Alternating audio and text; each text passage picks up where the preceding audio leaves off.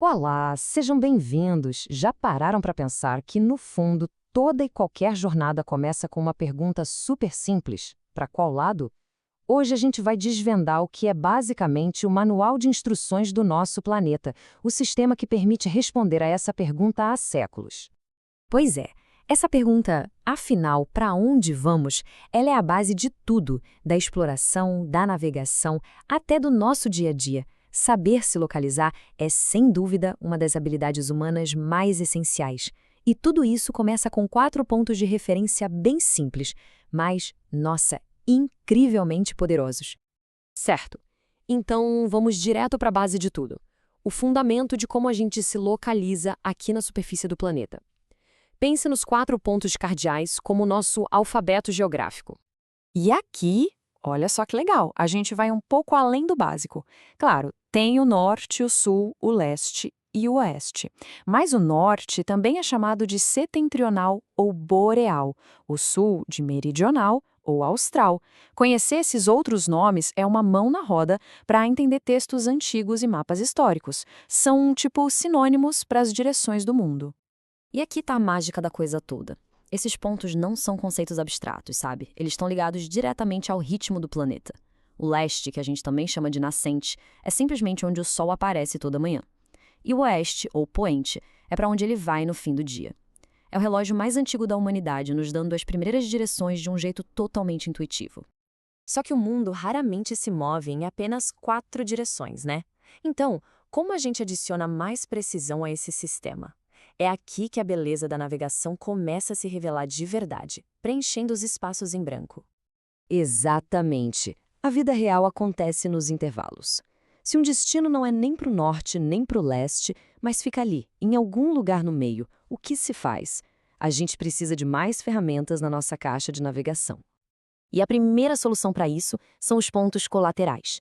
É bem simples, na verdade. A gente combina os nomes dos cardeais. Entre o norte e o leste está o nordeste. Entre o sul e o oeste, o sudoeste. E pronto, a gente acabou de dobrar nossa precisão, de 4 para 8 direções. Mas por que parar em 8? Para ter uma precisão ainda maior, entram em cena os pontos subcolaterais. É daí que vem nomes como Nor-Nordeste, Es-Nordeste e por aí vai. Eles preenchem justamente as lacunas que ainda existiam, nos dando um total de 16 direções principais. E tudo isso junto cria essa ferramenta brilhante, a Rosa dos Ventos. Ela é a soma de todos esses pontos. É aquele desenho clássico que a gente vê em bússolas e mapas, um guia visual completo que transforma toda essa teoria numa ferramenta de navegação que é prática e universal. Bom, até agora tudo parece fazer um sentido perfeito, né? Quase como se fosse uma grade no papel. Mas vamos para o próximo nível. Vamos ver como esse sistema perfeitinho esbarra num problema bem grande e redondo, o nosso próprio planeta. Vale a pena parar um momento para pensar nessa frase. A nossa intuição diz que a menor distância é sempre uma linha reta. Mas a Terra não é plana. E essa simples verdade muda absolutamente tudo na navegação global. É ela que nos engana quando a gente tenta aplicar a lógica do mapa ao globo.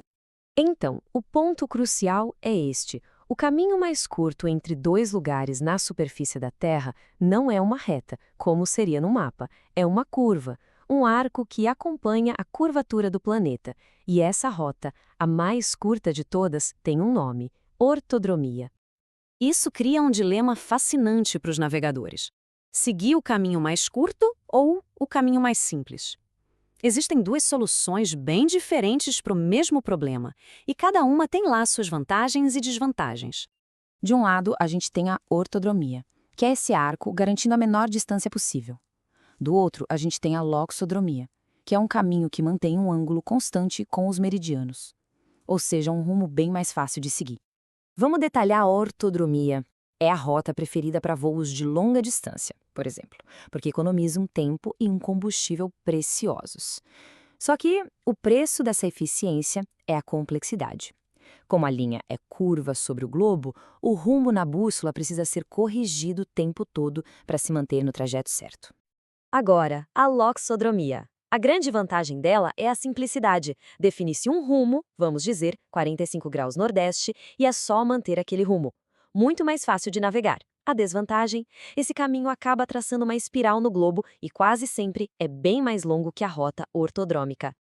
E para adicionar uma última camada de complexidade nisso tudo, quando a gente tenta projetar essa curva tridimensional da loxodromia num mapa plano, como o famoso mapa de Mercator, ela aparece como uma linha reta. Isso resolve um problemão para os navegadores, mas cria distorções visuais gigantescas no mapa, principalmente perto dos polos. E tudo isso nos leva a uma reflexão final. Hoje, um aparelhinho no bolso calcula a rota ortodrômica perfeita em segundos. É uma conveniência incrível, claro. Mas o que será que se perde quando essa habilidade, essa compreensão profunda do nosso planeta, deixa de ser uma necessidade? O que a gente esquece quando a arte de navegar se torna invisível?